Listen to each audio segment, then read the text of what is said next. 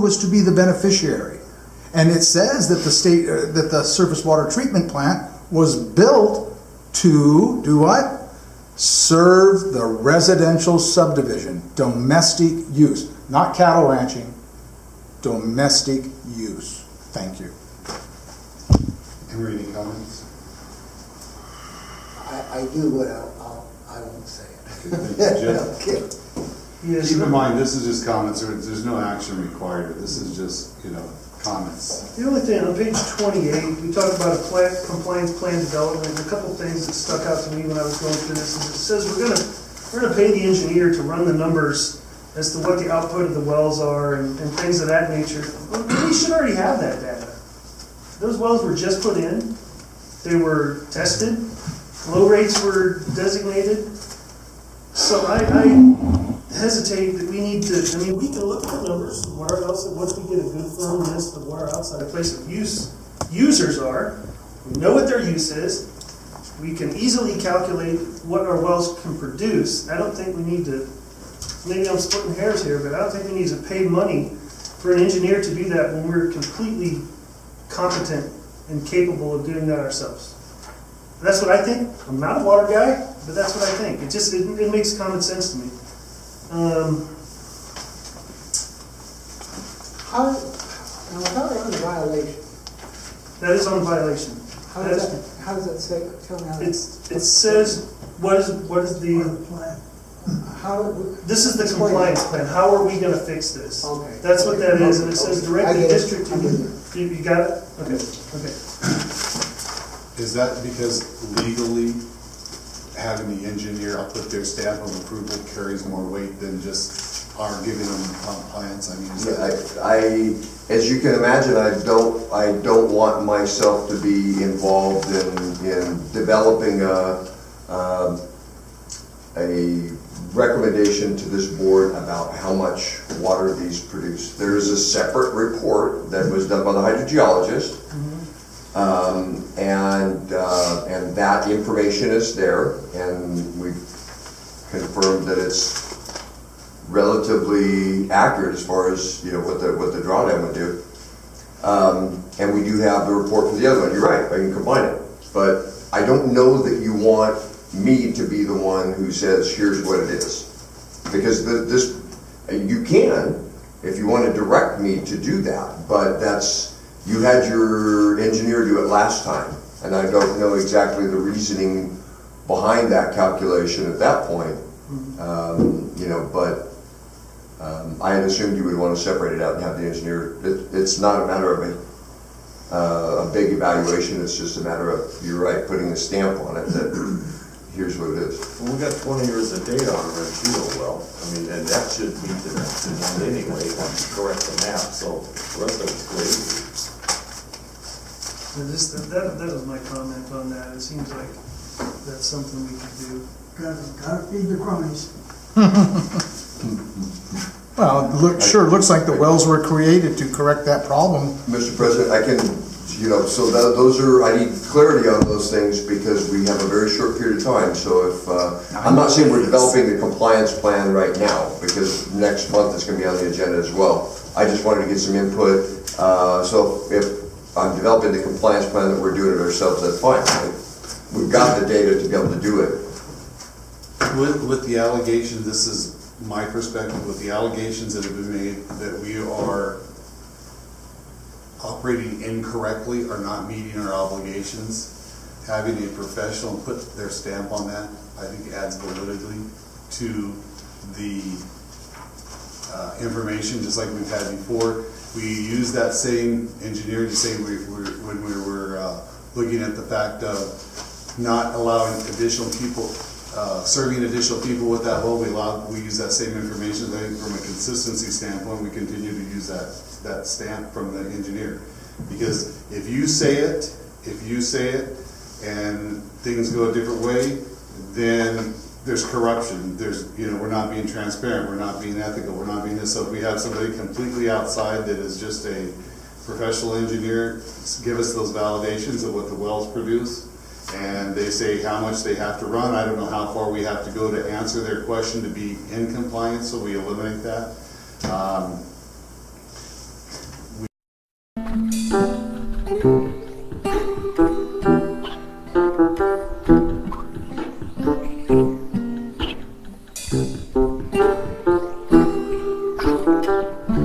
guess just to go a little bit further on that, I mean, are we gonna, is Elizabeth Binkley gonna come to us, or whoever runs the numbers, and gonna say, oh, we gotta do new testing, this testing is invalid, and then we're spending another $100,000 on testing. What's the probability of that? I guess that's my biggest fear. We get into this and we start going that direction, and we're shelling out money hand over fist again We have, with well, data that we might already have. well, here's my thought. You have a state agency that says we're operating outside the boundaries of our contracts. We have to answer their questions and make sure that we do it all encompassing. And, you know, that's the challenge of dealing with something that we have received and has been put in front of us. We have to answer the questions, and if it takes, we have to get some more testing, then we have to do it to answer their questions. I don't see that we could say, I mean, that'd be just like me saying to you, Jim, how much water can you get out of your property if you have your own pump? Well, without a test, you don't know, you know. But what I'm saying is we have tests. Tests were conducted. Right. We should have the data. Yeah. All the data should be right there. He could submit what we have and say, does this meet your standards? But Minus the Ranchito. minus the Ranchito. But Minus Ranchito, Right. correct, because it's gonna perform differently, we know that. once If it ever does again. Yeah. And he could say, here's this, does this meet it? Without having to go through. But I think legally, we have to be very careful. And, Yes, sir. you know, I'm sorry. the way I read this violation is, it happened in 2014. I guess. 13. 2013, Okay. 14. A different manager was here, Lou was on the board, me, and I think maybe Victor, I'm not sure. And that's past history. We have enough water to cover this now. I think that's all we gotta do, is we tell them we have 3 wells. I'm not sure what we're trying to do here. If we're trying to erase something by saying things are in and out, that's a different project. But, I mean, the map, they said they want us to have an accurate map. Okay, well, we need to produce that. That was one of them. And we've got the water, but I can't recall. What's the rest of it? You said. I'm just listening to you. I'm trying to think what the rest of them were. I'm listening that those new wells were only constructed to fill the MIDPOU problem. That was it. And everybody else is That's paying right. for it. Well, whatever, but. Yeah, I mean, because you knew you weren't producing enough. And Emery, I mean, you stopped doing the report, just like Mr. Campa did. Hold on. Yeah, I didn't Yeah. do the report. But we are producing enough, and. We are now, because of the No, wells. we've always produced Wes's enough. numbers substantiate the Yes, fact that yes. Ranchito well. If we did, then we wouldn't have had a violation. I think the violation comes to the fact, if I got down to it, is some months there was a 0 reported. Yes. Right. In the monthly report, and I Right. think that came out. But there was still, if you look at the big picture of the well producing water, we still met the annual requirement. We might not have met a monthly requirement, but we met. But that's what you were supposed to be meeting. Right, and at that time, we only had 1 well. That's I right. don't know if it was all. And that one well was doing pretty fine until you started all this other stuff. No, the 1 well met all the obligations during that time, because we had. That's what I just said. It was doing pretty well. Yeah, yeah, but you said And- earlier that it didn't meet, so we're. No. What wasn't being done was the reporting that was required. That's what wasn't being done. So, in developing the compliance plan, okay, first off, I think we don't need to beat up the calculation of the capacity anymore. I stated why I was proposing the way that was. When it comes to the capability of that well to meet the demand on a consistent basis, you have to look at what the demand was too in those time periods of that violation. There were months that the Cal Fire Station was regularly pulling huge amounts of water, you know, to fill water tenders or whatever. And so there was high consumption by specific users that were reported within or outside the place of use. And also, obviously, there were operational issues. I haven't evaluated the whole reason why we didn't produce enough water, but I can tell you that to show up and all 4 well pumps are off because of a power surge, and that was not reporting correctly. I don't know why in those years with just that 1 well that wasn't checked more frequently or whatever. But obviously the well was off for a period of time if we didn't produce enough to cover the demand. And if we're saying that the demand, and the supply and demand were good,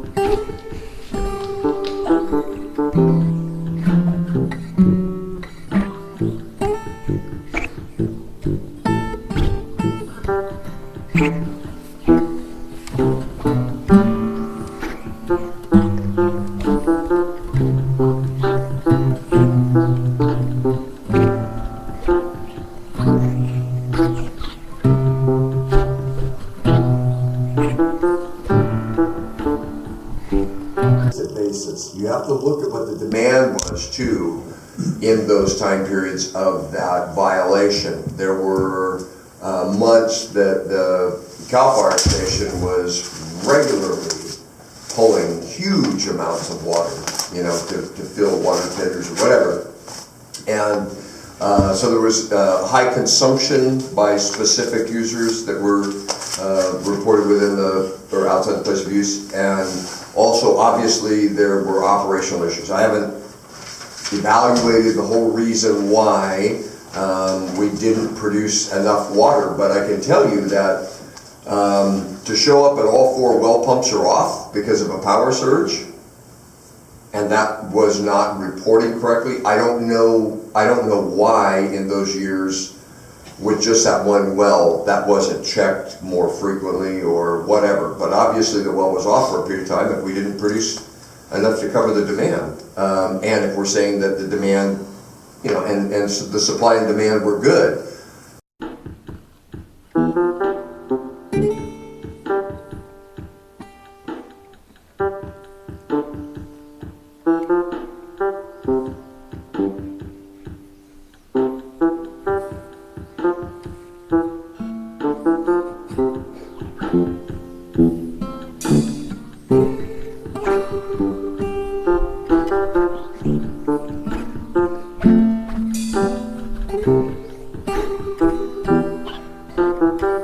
The reason that in the state is they may accept a plan of, hey, we're good with what we have. They may accept that. But in all reality, they're looking at us, that's why they're talking about the plus or minus 15% and all of those kind of things. They're looking so that there's relatively zero chance that there could result in a violation. If we had a major leak on somebody that's outside the place of use or anything else that didn't get caught, how do we make sure that we've got enough water in the system on that month to be able to meet it? That's all we're concerned about. I'm a long way away from really being able to say that we're done with it, because I haven't looked at what makes up that data, why we failed. I don't know whether I'm going to have the operational information really to be able to answer all the questions, but if we don't have to commit, if we don't have to commit any of the new groundwater developed for compliance, and the state will buy it, then so be it. I don't know. That in their evaluation, their tone is that without some commitment of the new well water, the district probably would have violated in the future. They said that the reason that the violations occurred before is because there was the one well, and then the district drilled the other wells, and they didn't see the violations continuing.